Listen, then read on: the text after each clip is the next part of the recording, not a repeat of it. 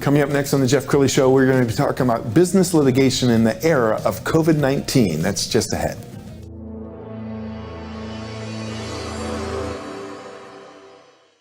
Many are predicting that the worst is yet to come, which is unfortunate, said one person here.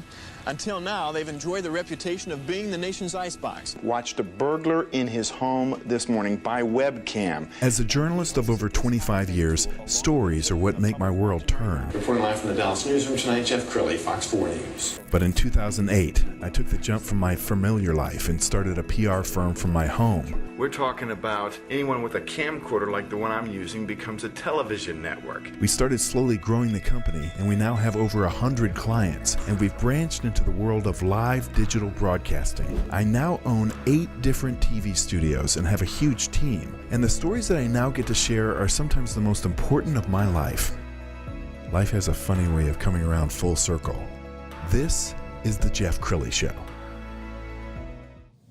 Well, if you think about how COVID-19 has interrupted our lives, it's really changed everything we do, including the practice of law, because if you think about it, jury trials, bench trials, Zoom trials, right? To talk about that today, Ted Riney, he's the founder of Riney Packard Law. Thank you for coming on the show. Thank you, Jeff. Thanks for having me today. And I should say howdy neighbor, because we see each other all the time. That's right. We're in the same building here in Lincoln Center, and I've passed you, countless times, but I've never had a chance to get to know you the way we are today. So tell us more about your practice. Well, we do business litigation, and what does that mean? It's pretty broad. It tends to go where the economy goes. We represent financial interest, financial institution, construction matters, entrepreneurs, high net worth individuals, and periodically we help out people that are outside of that area if we think we can make a difference. Yeah. Now, when we talk about going to court, that changed everything, didn't it, back in March? Jeff, it's changed an awful lot of things. Most of the courts have very limited personal access.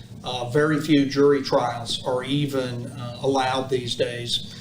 There are Zoom trials, but not every case is appropriate for Zoom trial. I support them where they're appropriate, and I try to explain to the judge and the clients where it may not be appropriate. Yes. And those are the items, in my view, that require more personal interaction to understand what's going on. Sometimes through these cameras work great. Sure. Other times not quite as well. So is there a backlog of cases right now? Correct, there are. The judges are doing their very best, but they have limitations placed on them because of the crisis, and the judges will tell you that they think there is going to be an explosion of very long days once we start going back to jury trials, because they've had a year of them backlogged. So a wise man told me one time that business litigation is fairly recession-proof because during good times and bad times, there's always fights over money. What's been your experience in the last 12 months? In my experience, things have progressed. All of our clients have continued to do business differently, but have continued to do all these business matters and adapt. But in the litigation side, all of the things that you would expect to be impacted by COVID, things like depositions, in-person interviews, sometimes property inspections, and of course, courthouse activity have been limited. Where it goes forward, there are great precautions. You're farther away, screens and what have you up, the plastic screens, but mostly we are not doing very much of that, and things have slowed down, and I'd be remiss if I didn't say some attorneys have used those obstacles strategically to slow things down. And so we're gonna have a very busy, probably last quarter of 2021, and thereafter, I anticipate that these judges are going to say, folks, you've had a lot of time to rest up and get ready to go. Now let's do a marathon sprint. Yes. We've got to be ready for it. Ted, why did you get into law? Just always wanted to do it. And it's really hard to articulate why. I like to advocate for people. Knew I was going to do this from the time I was in about 5th or 6th grade. I've always wanted to do it, and it's been rewarding. And I think I like trying to make a difference is what gets me out of bed and going into the office every day. I find that I don't take on the client's personality, but I do invest in wanting to represent their interest and try to succeed as best we can. And I got to tell you, before the show, Ted and I were visiting, and he said, I'm a bulldog, especially when my client is being done wrong by, I'm gonna, not your words, but a sleazebag. So, I mean, that makes you feel good to represent somebody who's really getting messed around. Well, it is. You feel a little bit righteous, although you can't let that sense of righteousness put you on an unnecessary crusade. But of course, I think we all like doing the right thing. If we have a well-formed conscience and we have somebody that we believe in what they're doing, we want to go to work. What is your gift? Because I have to imagine when you take on a case, it's like a very complicated chess game, and you've got to be seeing 3 or 4 moves ahead, don't you?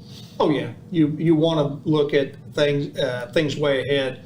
Gifts is a little bit hard for me to understand, kind of the way I was raised. You don't have, you don't pat yourself on the back too doggone much, but I think the characteristics that we see are an intelligent approach, a diligent approach, a flexible approach, and you're right, you do have to be a bulldog and dig down. These people on the other side that might be antagonizing your client, your group, a lot of times they don't give it up, almost all the time, frankly, they don't give it up easily. And so you have to look through, and it's a fun chess game for me to figure out, okay, when I get this person under examination in a deposition, I can anticipate they might take this turn, that's how I'm going to close that door, and they're going to turn around, and then we're going to shut this window and box them in. And it's just, I guess maybe I'm a happy warrior. No, I love that. I love that. There's a nice overview video. Let's go ahead and roll that now. We are Lowworld.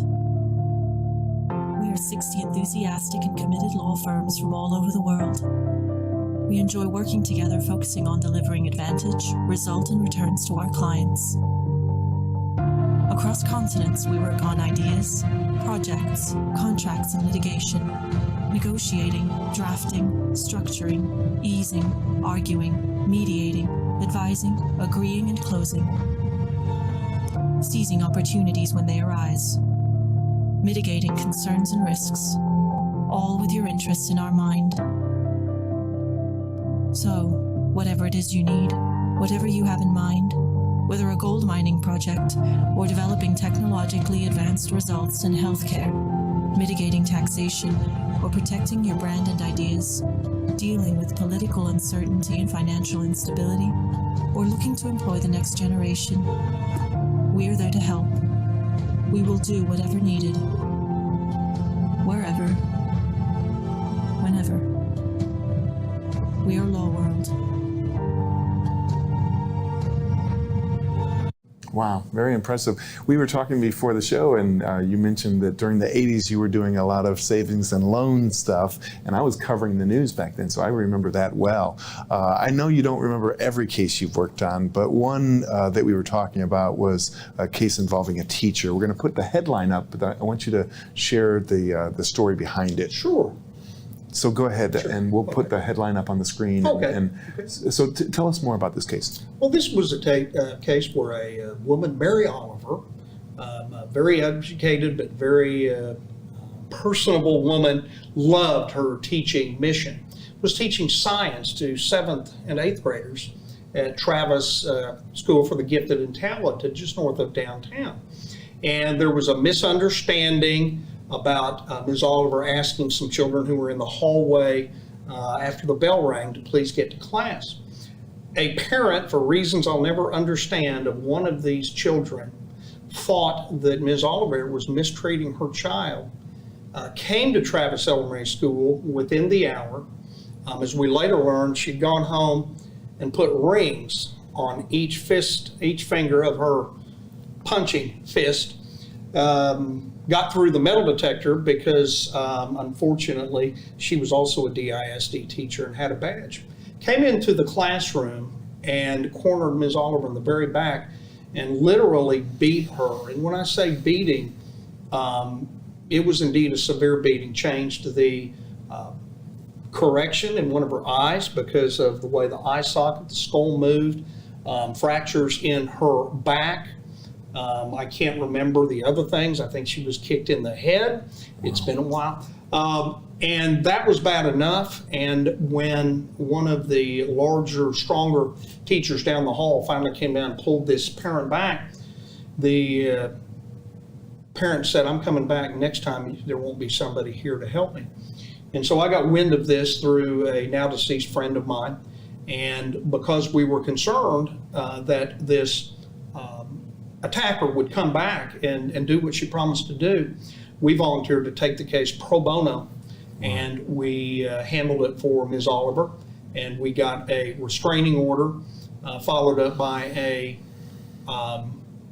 trial, and recovered all of her damages, got a permanent restraining order, and the woman's not been back in 10 years to hurt her again. And I was pleased because the one commentator said it was an unusually large punitive damages award against an individual. If we were planning this out, you'd ask me how much it is. It was only $500,000. I didn't know it was that too high, but okay. And it was very rewarding to me because Mary was a wonderful woman, and I appreciated very much my law firm at the time supported me because it took an awful lot of effort. One thing I probably would say on TV is the union that paid for the defense of this attacking teacher was relentless in protecting her.